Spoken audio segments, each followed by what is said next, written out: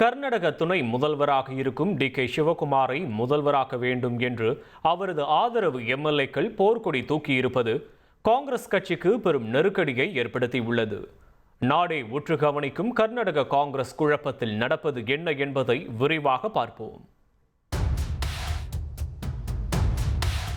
பீகார் சட்டப்பேரவை தேர்தலில் படுதோல்வியை சந்தித்திருக்கும் காங்கிரசுக்கு கர்நாடகாவில் இருந்து நெருக்கடி சூழல் ஏற்பட்டிருக்கிறது. இன்றைக்கு நாட்டில் கர்நாடகா, தெலங்கானா, இமாச்சல பிரதேசம் என 3 மாநிலங்களில் மட்டுமே காங்கிரஸ் ஆட்சியில் இருக்கிறது. இதில் கர்நாடகா தென் இந்தியாவில் காங்கிரசுக்கு மிக முக்கியமான மாநிலமாக இருக்கிறது. இப்போது அங்கு முதல்வர் பதவிக்கான யுத்தம் தொடங்கியிருக்கிறது. மாநிலத்தில் சித்தராமையாவுக்கு பதில் டி.கே. சிவகுமாரை முதல்வராக்க வேண்டும் என்று போர்க்கொடி தூக்கியிருக்கிறார்கள் அவரது ஆதரவாளர்கள். அவர்கள் இப்படி போர்க்கொடி தூக்குவதற்கான காரணத்தை தெரிந்து கொள்ள கர்நாடகாவில் 2023 சட்டப்பேரவை தேர்தலில் இருந்து நடந்தது என்ன என்பதை பார்ப்போம். மாநிலத்தில் 2023 நடைபெற்ற சட்டப்பேரவை தேர்தலில் காங்கிரஸ் அறுதி பெரும்பான்மையோடு வெற்றி பெற்றது. அப்போது பாஜக வியூகங்களை உடைத்து காங்கிரஸை அரியணையில் ஏற்றியதில் முக்கிய பங்கு வகித்தார் டி.கே. சிவகுமார். கர்நாடக அரசியலில் செல்வாக்கு கொண்ட ஒக்கலிக்கர்கள் சமூகத்தை சார்ந்தவர் டி.கே. சிவகுமார். வெற்றியை வசமாக்கியதும் முதல்வராக வேண்டும் என்ற முனைப்பில் ஆர்வம் காட்டினார். ஆனால் இறுதியில் முதல்வர் பதவி சித்தராமையாவுக்கு சென்றது.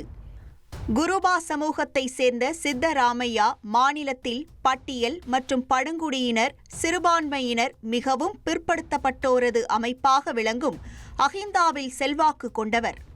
இறுதியில் எம்எல்ஏக்கள் செல்வாக்கை பொறுத்தவரை சித்தராமையாவே அதிக செல்வாக்கு கொண்டிருந்ததால் அவருக்கு முதல்வர் பதவி கிடைத்தது. துணை முதல்வராக்கப்பட்டார் டி.கே. சிவகுமார். அப்போது 2.5 ஆண்டுகள் சித்தராமையா முதல்வராக இருப்பார். பிறகு டி.கே. சிவகுமார் 2.5 ஆண்டுகள் முதல்வராக இருப்பார் என பேசப்பட்டதாக தகவல்கள் வெளியாகின. ஆனால் காங்கிரஸ் தரப்பில் அதிகாரப்பூர்வமாக இந்த தகவல் உறுதி செய்யப்படவில்லை. இப்போது சித்தராமையா முதல்வர் பதவியேற்று 2.5 ஆண்டுகள் ஆகும் தருவாயில்தான் டி.கே. சிவகுமார் ஆதரவாளர்கள் அவருக்கு முதல்வர் பதவியை கொடுக்க வேண்டும் என போர்க்கொடி தூக்கி வருகிறார்கள்.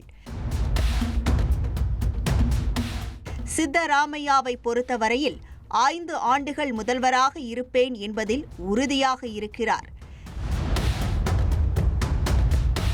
டி.கே. சிவகுமாரை பொறுத்தவரையில் வெளிப்படையாக முதல்வர் பொறுப்பு வேண்டும் என கேட்கவில்லை என்றாலும் அவரது சமீபத்திய மறைமுக பேச்சுகள் எல்லாம் அவரது விருப்பத்தை வெளிப்படுத்துவதாகவே அரசியல் பார்வையாளர்கள் தெரிவிக்கிறார்கள்.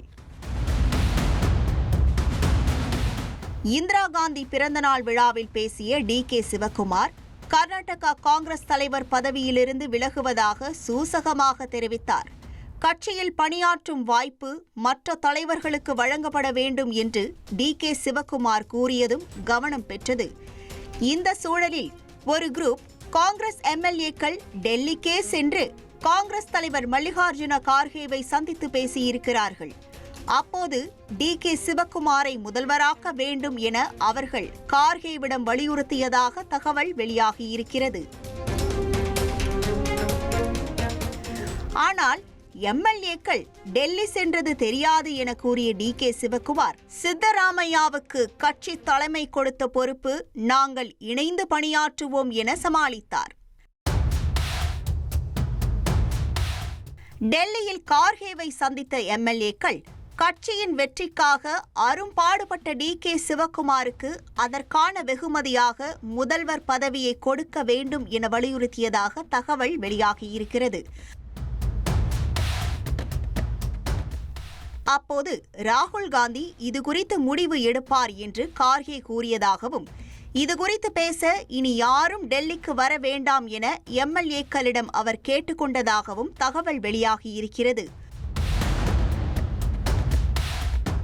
தொடர்ச்சியாக சித்தராமையா தனது ஆதரவாளர்களுடன் ஆலோசித்ததாக தகவல் வெளியாகியிருக்கிறது. 2026 கேரளாவில் ஆட்சியை பிடிக்க வேண்டிய கட்டாயத்தில் இருக்கிறது காங்கிரஸ்.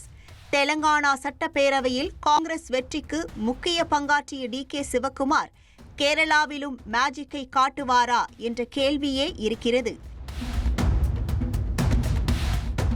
இந்த சூழலில் கர்நாடகாவில் அவரும் சித்தராமையாவும் முதல்வர் பதவி விவகாரத்தில் விடாப்பிடியாக இருப்பதாக வெளியாகியிருக்கும் தகவல் காங்கிரஸ் கட்சிக்கு பெரும் நெருக்கடியாகவே பார்க்கப்படுகிறது.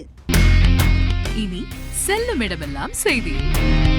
தந்தி டிவியின் வாட்ஸ்அப் சேனலை ஃபாலோ பண்ணினா செல்ல இருக்கும் இடமெல்லாம் செய்தி. இதோ QR கோட்.